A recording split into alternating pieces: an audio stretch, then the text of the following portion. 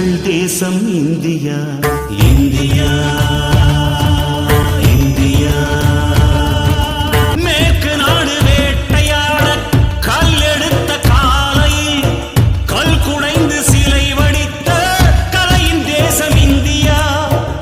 ஏனை மக்கள் மொழி வளைக்க இதழ் குவித்த வேளையில் வான் வரைக்கும் இலக்கியங்கள் வரைந்த தேசம் இந்தியா. காந்தி தேசம் இந்தியா, கற்பின் தேசம் இந்தியா, அக்னி தேசம் இந்தியா, அகிம்சை தேசம் இந்தியா.